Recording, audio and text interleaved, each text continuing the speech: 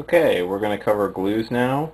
We'll be discussing super glue, plastic cement, and white PVA. The only thing I have to say about white PVA is that it's used for flocking and adding grit to your bases, and it's got a ton of terrain uses.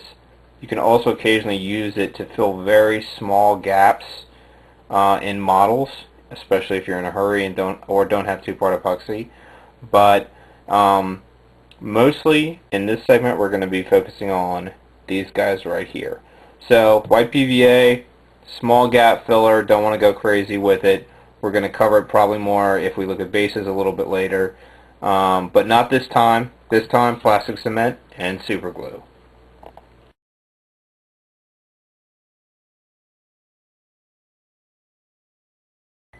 Okay, now we're looking at super glues. There's two kinds of super glues. The one on the left in the red is standard, regular, original super glue recipe, which is very like water in consistency.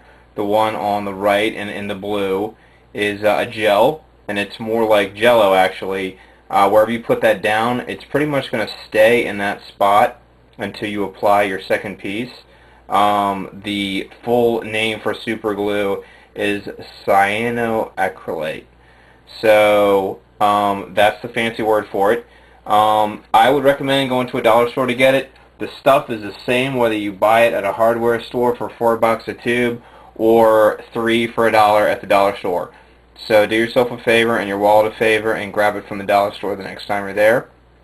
Now we're actually going to show you want to use your super glues when you are doing plastic to metal. You can use it plastic to plastic as well, metal to metal. You don't actually want to use the plastic cement if you are adhering metal to plastic. Won't work. So we'll look at the super glues because we're doing those first. We'll look at applying a piece to a round base, and let's begin.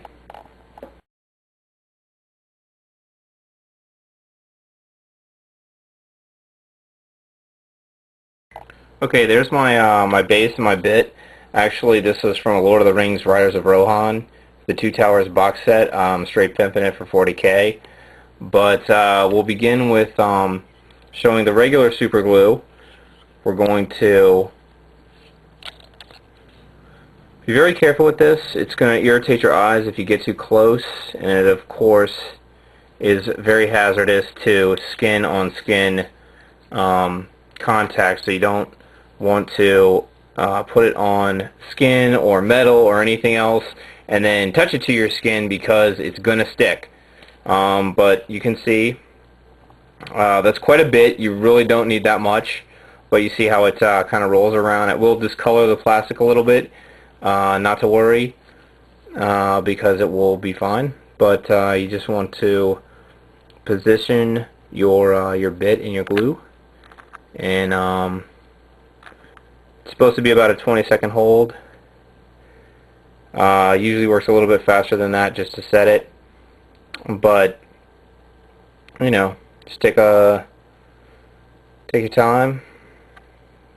So didn't work very well, as you see. It's probably too much glue. You do want to be a little bit more conservative.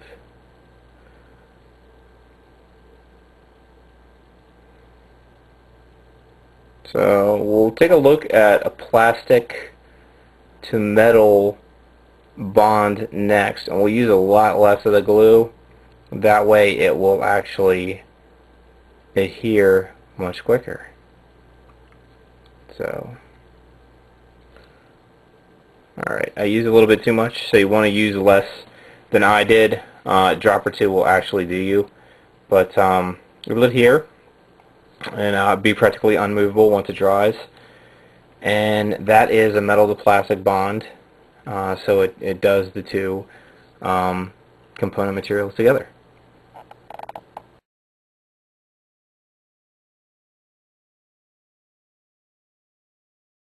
Okay, now that our foot's kind of sort of dry, we'll use our super glue gel. I prefer the gel now because it doesn't squirt out as fast.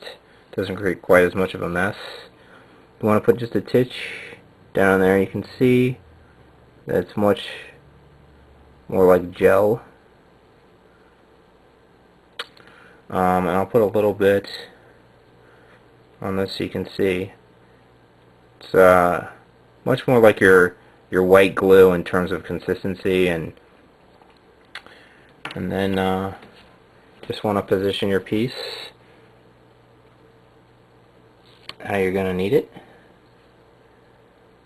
and slip the bit in.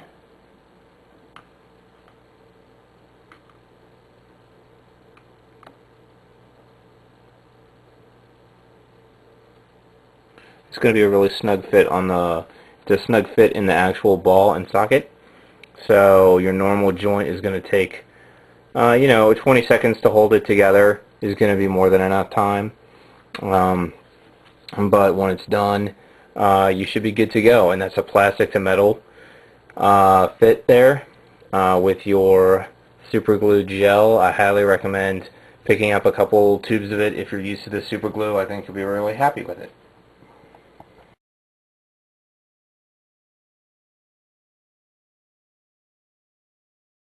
Alright, now we're looking at plastic cement. This is the Testors brand.